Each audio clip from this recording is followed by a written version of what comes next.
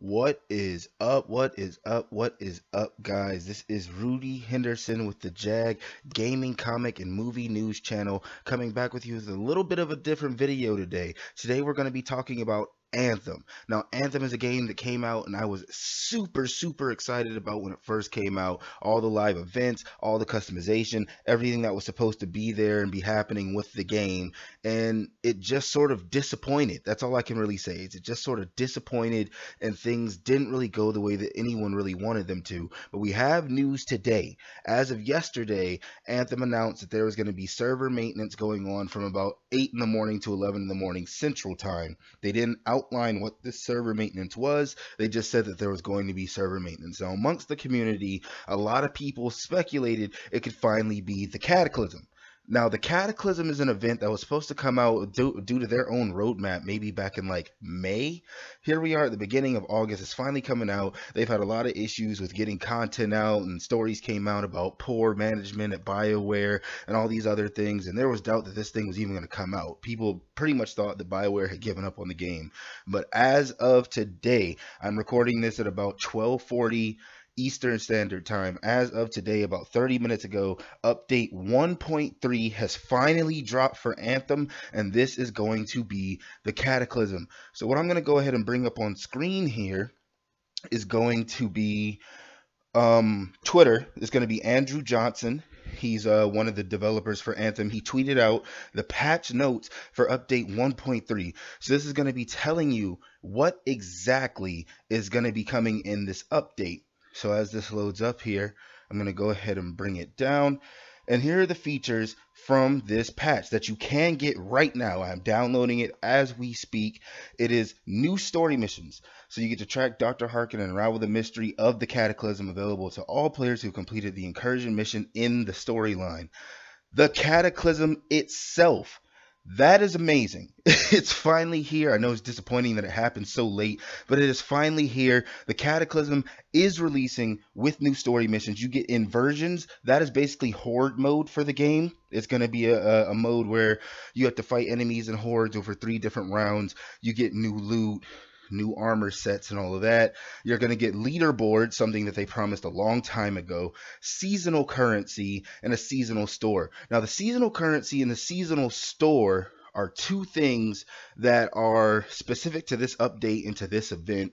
You're essentially going to get money for doing the stuff in the Cataclysm, and you can use that money to buy new armor sets that have never before been seen and things of that nature. So going to scroll down here. You're going to be able to get the Guild app. This is also something that they promised way back on their roadmap of features that they wanted to add into the game. It says that you can download it on Google Play and Apple iOS. As of the time of me recording this video, that it's not up yet, but you know, timing is a little off. They just released it, so I would expect sometime by tonight you would probably be able to go ahead and get that. So the alliance system changes. The alliance system now includes guild members in addition to friends when calculating social rewards. So the way that the alliance system worked in the beginning was that as long as you just had friends that played Anthem and they played the game, you got money for everything that they did. Now the alliance system isn't just going to include the people that are your friends, but whenever you join a guild and you have guild members in that guild, they will also be a part of your alliance. So that's more currency, that's more ways for you to earn more money, get some of those emotes, get some of those vinyls, and get some of those armor sets that are available in the game. So this is another way for them to prove that they are not trying to monetize the game by making you buy their items as far as armors and things of that nature. It's another way for you to stack up that in-game currency, which is something that I really like. So right here, they're going to have the breakdown of the inversions. So with patch 1.3, we've introduced new systems called inversions, which changes the way your javelin interacts with the environment to various degrees. Some inversions will hinder you, some will help you. Ultimately, they should fundamentally change your experience within the Cataclysm, encourage some diversification to your playstyle. Here's a full list of inversions that you can expect. So some of the inversions will give you an ultimate boost. So your ultimate will be boosted from the regular strength. Some will give you turbo gear, lightning rod, close encounters, precision operator. There's a lot of inversions that they're putting into the game. So as you can see, they probably put a lot of stuff. We got Soldier's Reward, From the Skies, Air Support, Broken Magazine running on empty. Everything that's coming in here essentially is going to be things that really change the way that things are happening. Luck change. So luck has been removed from all items and replaced with bonus armor. As a result, drop rates from easy through Grandmaster 1 difficulty modes will be as if they had previously equipped maximum luck. Before the update, Legendary and Masterwork drops rates in Grandmaster 2 and 3 difficulties have increased for all players, including those who equipped maximum luck previously. So if you don't really know what the luck mechanic is or what they're talking about here, that's essentially the loot rates. So when you're playing Grandmaster 2 and 3, hopefully you're not going to be getting as much blue and purple as you were in the past. You should be getting more Legendary and Masterwork stuff. So I think that is something that is really good. They said they really wanted to fix the loot coming out, and that's something that I think that we should all pretty much be excited for. So after that, we have the Legendary Contract chest change. That just means the Stronghold chests have been added to the end of the Legendary contracts. So when you do Legendary contracts, now you're going to get some better chests than you did before. Let's talk about what they have going on with the weapons. In the update 1.3 in the Cataclysm introduces us to new powerful sources of energy for creatures in the world, gear, and of course, weapons. As part of the Cataclysm, we wanted to amp up our in-game weapons and add some unique spin to their behaviors and gameplay mechanics. With that in mind, we've introduced 3 new classes of weapons with 3 new Masterwork and Legendary only variants. They have Pulse Accelerators, one called Bad Omen, one Rainmaker, and one Gravedigger. They have Volt Casters. They use seal technology to focus ambient electricity, so electricity weapons. Jara's Wrath, Lightning Rod, and Flash Fire. And then they have Blade Slingers. Charge circular projectile with dynamic force, Razor Wing, Riza's Ripper, and Shard Storm. And going back to Pulse Accelerators, they use seal technology to generate destructive energy. So these are 3 new weapon types that they've added into the game with the Cataclysm, with 3 new Legendary and Masterwork forms of weapons. Now, hopefully, these weapons do look different. There was an issue in the past where a lot of the weapons looked sort of kind of the same, and it wasn't really something that people were too happy about. But the fact that they're even adding new weapon types is something that I think is really, really important. So now we have some difficulty changes. We've reduced the amount of health for non-boss enemies inside Grandmaster 2 by 50% and Stronghold bosses by 65%. Reduced the amount of shields for all enemies inside Grandmaster 2 by 35%. Reduced the amount of health for non-boss enemies instead Grandmaster 3 by 50% and Stronghold bosses by 75%. Reduced the amount of shields for all enemies by 20%. So all this is telling me is that no more bullet sponges. It got really tiring playing Grandmaster 2 with your friends or Grandmaster 3 with your friends and unloading everything you had and unloading ultimates and comboing stuff off together. And these guys were still standing. These guys were still just okay. So that's just telling me that they are listening to what the community has to say. They're listening to the frustrations that the community has had with them, and they're making the changes. So this is a step in the right direction for BioWare and for this game. Next, we have gear. So with this update, we're starting to introduce additional masterworks for each of the gear slots on each javelin. So as you see here, the Colossus gets again and again, it's an upgraded siege artillery, and they have a combo effective explosive. They have a Venom Storm, it's an upgraded mortar burst. The Interceptor is going to get an upgraded cluster mine and an upgraded Wraith Strike. The Ranger, which was my favorite class that just got done so wrong in the release, they're going to get an upgraded Pulse Blast and an upgraded Frost Grenade, which is awesome because the Frost Grenade is arguably the best grenade choice for the Ranger, so that's great to know.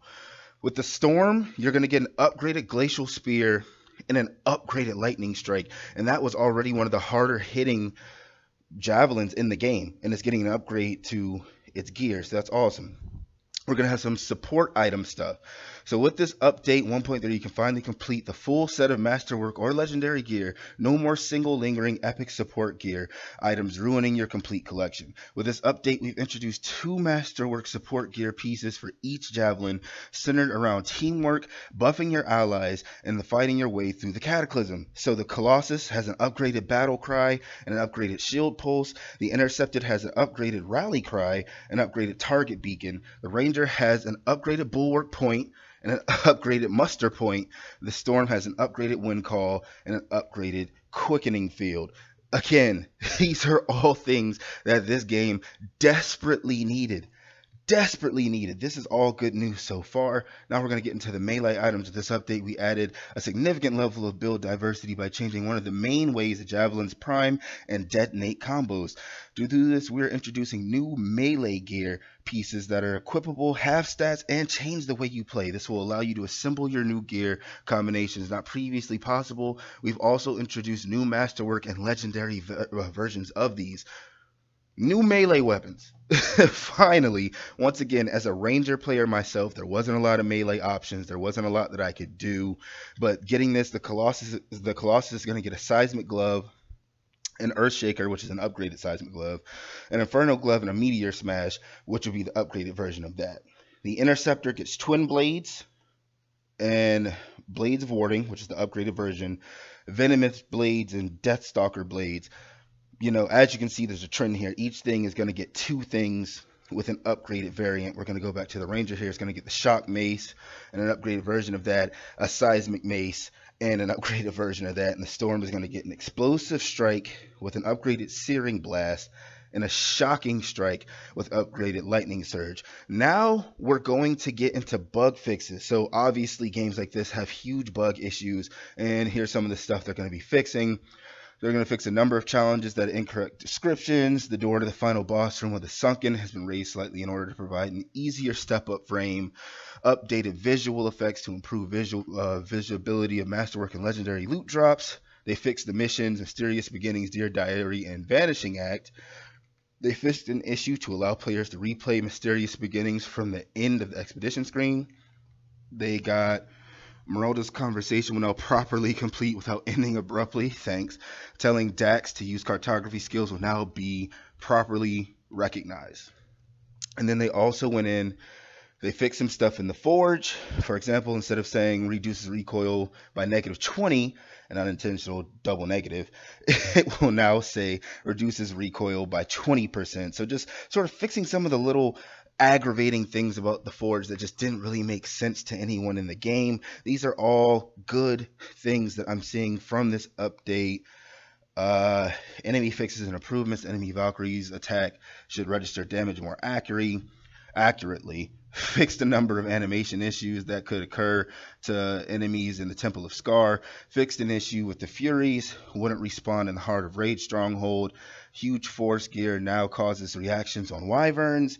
Fixed an issue with the damage was not registering when shooting weak points on the Fury's shield. Improved light intensity of Dominion grenades. Fixed an issue in which Outlaw Outrage was using the incorrect encounter markers. All of this is good.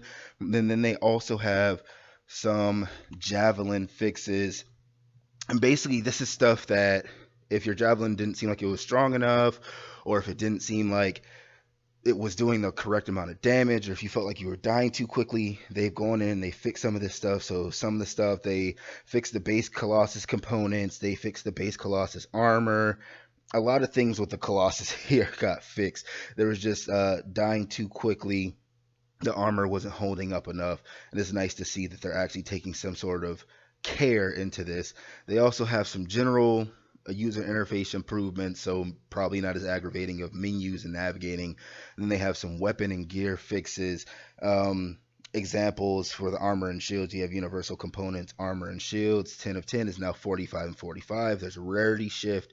So things of this nature are things that they've gone and fixed. But other than that, guys, like, what do you think? What do you think about this update? They got weapon fixes, user interface fixes, javelin fixes, enemy fixes, forge fixes. You know, they went in, they added melee weapons. They went in, they added more support items. They added some difficulty changes to make things a little bit more accessible. They added more weapons. They fixed the loot allegedly. Well, definitely gonna have to do some trial and error there, but they fixed the loot allegedly. They added the inversions, which I told you is going to be sort of like a mode that's like a horde mode, but they have different sort of boosts, ultimates, turbos, and things like that here that they're outlining.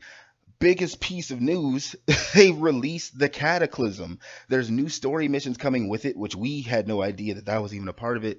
They have leaderboards and a guild app. It's, you know, for some people too little too late, for some people better late than never. Either way, Anthem 1.3 update has been released.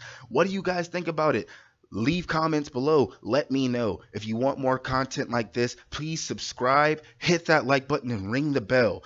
I'm here. I'm going to post some Anthem Cataclysm videos coming up soon. I'm going to stream some of this on Twitch. If you do not follow me or subscribe to me on Twitch, I will provide my Twitch in the description below. You can click on that, maybe catch some of this Cataclysm gameplay if you're not sold. But are you guys excited? I'm excited. I've been waiting for this for a long time. It's a game that I didn't really want to fail. It hadn't been doing particularly well. They hadn't been communicating with the community that well, but either way, my game just finished updating, so I'm gonna go ahead and get on that. But like I say every time, keep it sexy, guys.